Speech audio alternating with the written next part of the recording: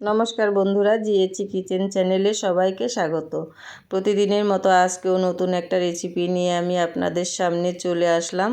তো আজকে আমি রান্না করব মিষ্টি কুমড়ো দিয়ে পুঁই শাক। তো মিষ্টি কুমড়ো দিয়ে পুঁই শাক আমি কিভাবে রান্না করেছি সেটাই তোমাদের সাথে শেয়ার করব। বন্ধুরা দেখতে থাকো। তো এখানে আমি নিয়েছি পুঁই শাক আর নিয়েছি মিষ্টি কুমড়ো। তো মিষ্টি কুমড়ো কিন্তু আমি সবখানি দেব না, এখান থেকে আমি হাফ দেব। তো এবার আমি মিষ্টি কুমড়োগুলো কেটে ধুয়ে তারপর ফিরে আসছি বন্ধুরা, দেখতে থাকো।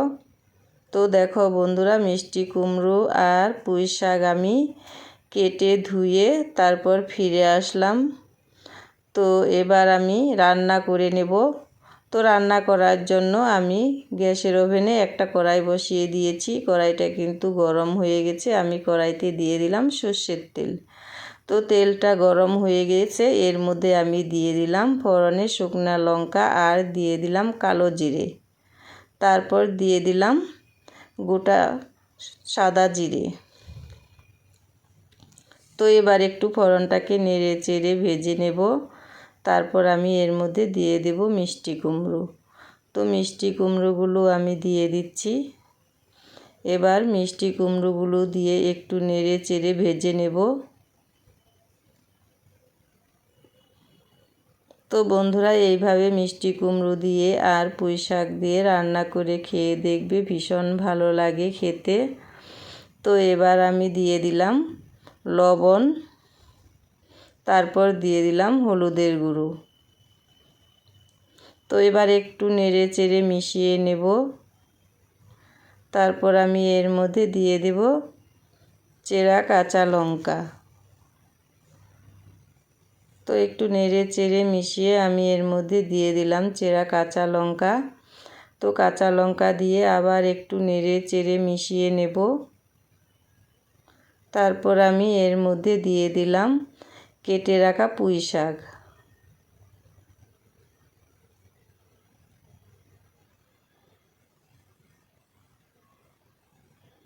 তো পুঁই শাকগুলো দেওয়ার পর কিন্তু কড়াইটা একদম ভরে গেছে। আমি আস্তে আস্তে নেড়ে দিচ্ছি। তো এবার পুঁই শাকের মধ্যে আমি দিয়ে দেব লবণ। তখন আমি লবণ কিন্তু অল্প করেই দিয়েছি। তো এবার আমি শাকের মধ্যেও লবণ দিয়ে দিলাম, আবার দিয়ে দিলাম হলুদের গুঁড়ো। তো লবণ আর হলুদের গুঁড়ো দিয়ে একটু নেড়ে চেড়ে মিশিয়ে নেব। তারপর আমি ঢাকা দিয়ে কিছুক্ষণের জন্য রান্না করে নেব। তো আমি ঢাকা দিয়ে দিলাম। তো কিছুক্ষণ পর ফিরে এসে ঢাকনাটা তুলে নিলাম। তো দেখো বন্ধুরা কতটুকু হয়েছে, কড়াইটা একদম ভরে গিয়েছিল আর এখন কড়ার একদম তলিতে পড়ে আছে। তো এবার একটু নেড়ে নেব।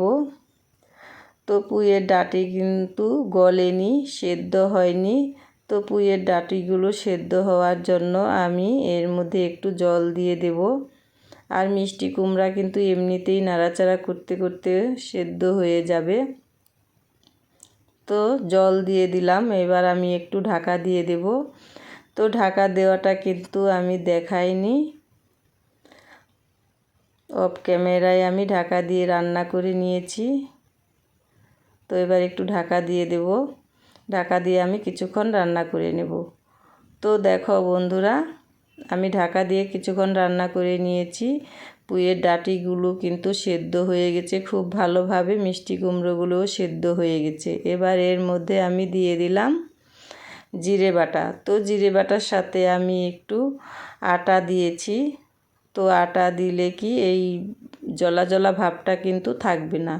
তো দেখো বন্ধুরা, আমার রেসিপিটা কিন্তু রেডি হয়ে গেছে।